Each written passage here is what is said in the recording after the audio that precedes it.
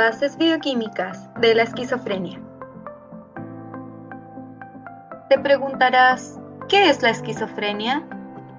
Es el nombre genérico de un grupo de enfermedades mentales que se caracterizan por alteraciones de la personalidad, alucinaciones y pérdida del contacto con la realidad. Aún no se tiene certeza de las causas de la esquizofrenia, pero los investigadores dicen que es una combinación de factores genéticos y factores ambientales. Afecta aproximadamente al 1% de la población mundial y se enumera entre las enfermedades con mayor gasto económico. Conozcamos juntos cuáles son los síntomas de esta enfermedad. Los primeros síntomas aparecen en la adolescencia o al comienzo de la edad adulta y se clasifican en síntomas positivos, negativos y cognitivos. En los síntomas positivos encontramos alucinaciones o delirios y principalmente creencias falsas. En los síntomas negativos encontramos pobreza afectiva y del lenguaje y también una mayor propensión al agotamiento físico y mental. Y por último, en los síntomas cognitivos tenemos alteraciones de la concentración y la atención, y Homero es un perfecto ejemplo de ello. Comencemos conociendo los factores genéticos. Encontramos los VNC o variantes en el número de copias, y son la base molecular de enfermedades como patologías neurológicas y del neurodesarrollo. Estudios relacionados con los VNC sugieren que ciertas mutaciones poco habituales son capaces de alterar los genes de la embriología, contribuyendo al origen de la esquizofrenia. Hay también otro factor que opera de manera independiente en la secuencia del genoma, y que es la concordancia observada en la enfermedad de hermanos homocigóticos. El hermano que no ha sido diagnosticado tiene un 50% de probabilidad de convertirse en esquizofrénico, puesto que son genéticamente idénticos. El otro 50% depende de factores ambientales, que son capaces de transformar o no una determinada predisposición genética. ¿Recuerdas el otro factor que incidía en la esquizofrenia? Muy bien, factores ambientales. Hay elementos ambientales que ocurren durante el proceso de desarrollo del feto, como infecciones víricas de la madre, hambruna, exposición de la madre a desastres ambientales, entre otros. Entonces, ¿existirá algún mediador común responsable que sea inducido por los diferentes factores que hay en el ambiente? Me alegra contarte que esos mediadores sí existen y se llaman citoquinas. Son proteínas producidas por linfocitos, macrófagos y otras células del sistema inmune. Estudios recientes en modelos animales sugieren que hay factores ambientales que inducen la expresión de algunas citoquinas. Estas atravesarían la barrera placentaria, alterando por tanto el correcto desarrollo embrionario del sistema nervioso. ¿Qué fármacos se utilizan para este tipo de enfermedades? La clorpramicina fue descubierta en 1952 gracias a Jean Delay, quien acuñó también el término de neuroléptico.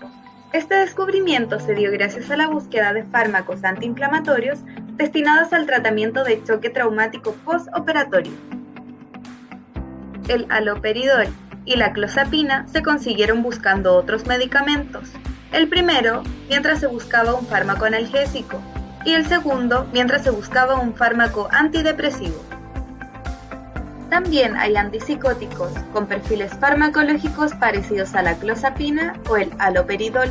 Recordemos que todos tienen como objetivo el tratamiento de los síntomas de la enfermedad, mas no las causas, puesto que aún no son conocidas.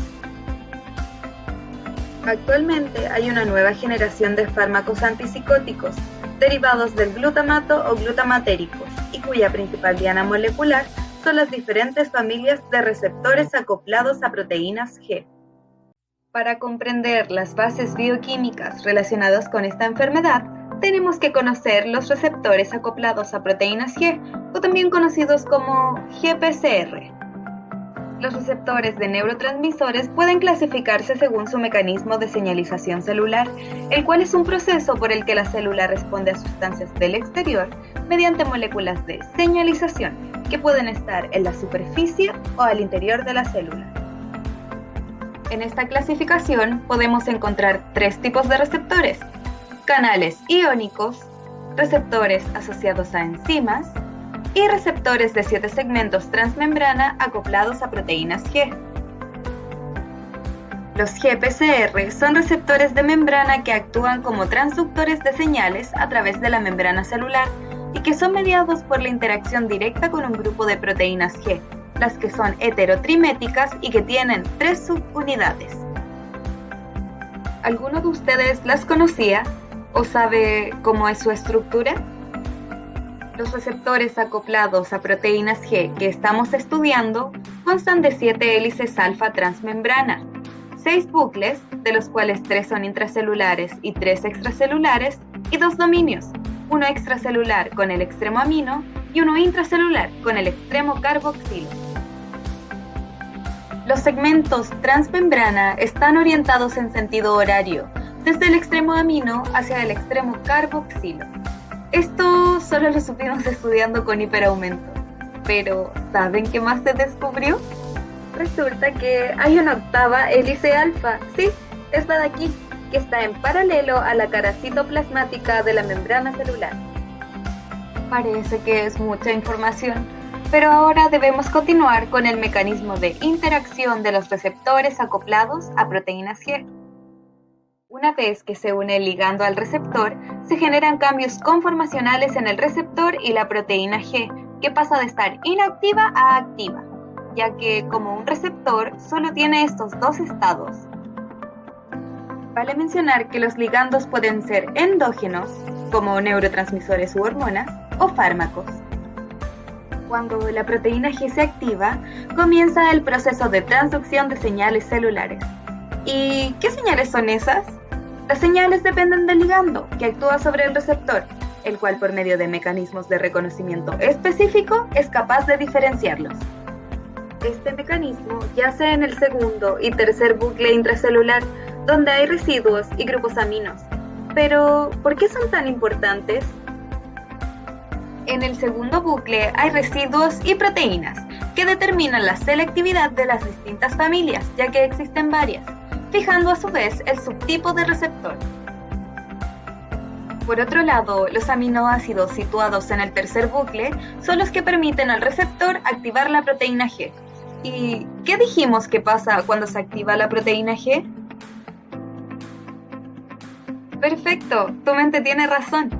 Se envían señales celulares que ya sabemos cuáles serán, puesto que el bucle anterior se encargó de determinar el subtipo que se activa. ¿Sabes qué son los dímeros, oligómeros y heterocomplejos? No te preocupes, yo te explico. Cuando hablamos de mecanismos de señalización mediado por receptores acoplados a proteínas G, estamos haciendo referencia a que este acoplamiento requiere la formación de dímeros o incluso oligómeros de receptores. Entonces, ¿qué es un dímero y un oligómero? Un dímero es una molécula compuesta por 2 unidades similares. En cambio, un oligómero son varias unidades que lo componen. Gracias por compartir lo que estabas pensando, pero te faltó recordar que un ejemplo de acoplamiento a las proteínas G es el receptor GABA-B, el cual necesita formar un dímero para poder expresarse en la membrana celular y producir un receptor funcional. Se han realizado estudios en donde se ha aumentado la complejidad del mecanismo de señalización mediada por receptores acoplados a proteínas G, que es la formación de heterocomplejos. Entonces, ¿qué son los heterocomplejos? Son dímeros y oligómeros formados por diferentes subtipos de receptores.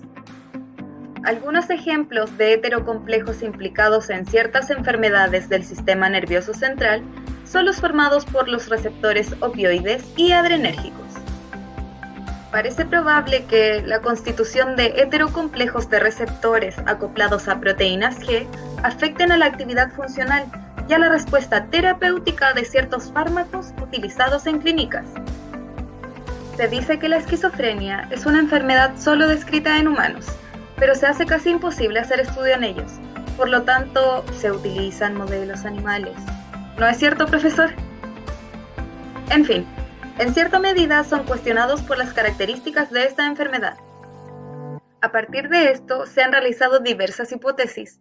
Una de ellas tiene relación con medicamentos en los cuales ciertos fármacos inducen un estado de psicosis, similar al que sufren los pacientes con esquizofrenia. Entre los fármacos más conocidos están la psilocibina, la mescalina y el LSD. Todos estos fármacos se caracterizan por sus efectos, en donde se producen alteraciones de los procesos de percepción, de los sentidos y la cognición. Los receptores de neurotransmisor serotonina representan una de las familias de receptores acoplados a proteínas G más grandes. Estos se han asociado a respuestas fisiológicas como la modulación de la actividad neuronal y liberación de neurotransmisores. Diversos hallazgos han demostrado que el receptor 5-HT2A es la principal diana de fármacos alucinógenos como LSD, la mescalina y la psilocibina. Muchos laboratorios se interesan por la población y distribución neuroanatómica de aquellas neuronas que son responsables de los efectos del LSD. Este se produce mediante la activación del receptor de serotonina llamado 5-HT2A. Entonces, ¿pertenecen a neuronas corticales o del tálamo? En la corteza cerebral hay dos tipos principales de células neuronales: las neuronas piramidales y las interneuronas. Las neuronas piramidales son la principal fuente de vías que interconectan la corteza cerebral y el sistema límbico, áreas del cerebro implicadas en la patofisiología de la esquizofrenia. Esas neuronas controlan el balance adecuado de señales entre las zonas corticales y subcorticales del cerebro. Una de estas zonas subcorticales es el tálamo, el que actúa como filtro de los estímulos sensoriales, los elabora y proyecta hacia zonas definidas de la corteza. Durante años han existido diferentes teorías sobre los receptores de serotonina, responsables de efectos inducidos por fármacos alucinógenos. Sin embargo, entre varios laboratorios se ha llegado a un nuevo hallazgo. Ellos generaron un grupo de ratones transgénicos, como quizás nuestro profesor también lo ha hecho. Expresaban únicamente el receptor 5-HT2A y de forma específica en la corteza cerebral. Se encontró que la principal diana del LSD y otros fármacos alucinógenos era el receptor de serotonina, 5-HT2A, el cual estaba alojado en las neuronas piramidales de la corteza cerebral. Todos los fármacos antipsicóticos similares a la clozapina tienen alta afinidad por el receptor 5-HT2A, bloqueando la mayoría de sus respuestas. Pero no todos los fármacos que bloquean este receptor son antipsicóticos. De un modo similar, todos los fármacos alucinógenos se unen y activan el receptor de serotonina 5-HT2A, pero no todos los fármacos que activan este receptor son alucinógenos. Entonces, tenemos una nueva hipótesis. El receptor de serotonina 5-HT2A es necesario para los efectos de fármacos como LSD o clozapina, pero esto no significa que sea suficiente. Por lo mismo, y presta mucha atención, algunos resultados sugieren que el receptor de serotonina forma un heterocomplejo con otro tipo de receptor y que esta es la diana responsable de efectos neuroquímicos y comportamentales inducidos por fármacos alucinógenos y antipsicóticos. Sabemos que mucha información resulta agotador, pero es el último punto, así que presta atención. Hablaremos para finalizar sobre la nueva diana para el tratamiento de la esquizofrenia. Deténganse. Primer reto. Premio Ratón de Laboratorio del Dr. Lara. Pregunta: ¿cuáles son los fármacos alucinógenos que se utilizan para la esquizofrenia? No te preocupes, te lo recuerdo ahora.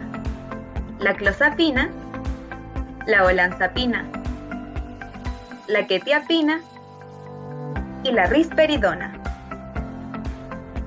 Creo que solo se había mencionado la clozapina. Y olvidé otro fármaco descubierto en el 2007 y cuyo nombre es LY-404039 o también conocido como Omeglumetab. Debido a este descubrimiento, se han realizado ensayos con los fármacos glutamatérgicos, los cuales suponen una vía alternativa para el tratamiento de la esquizofrenia.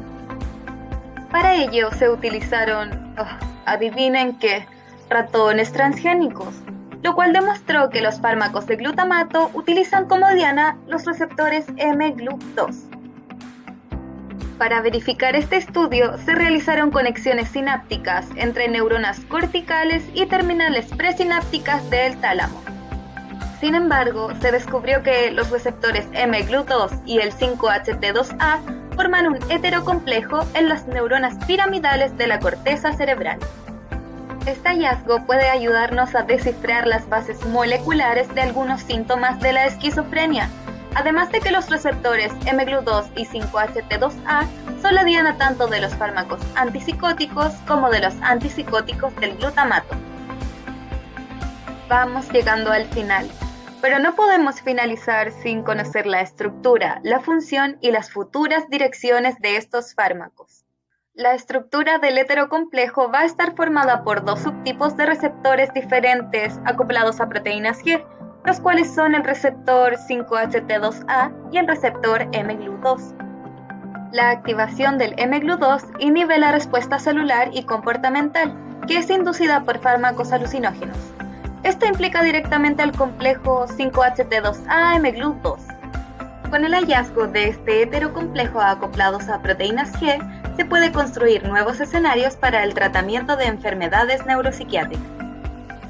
Y esto, queridos y queridas compañeras, ha sido todo del paper número 1, así que comenzaremos rápidamente con el paper número 2.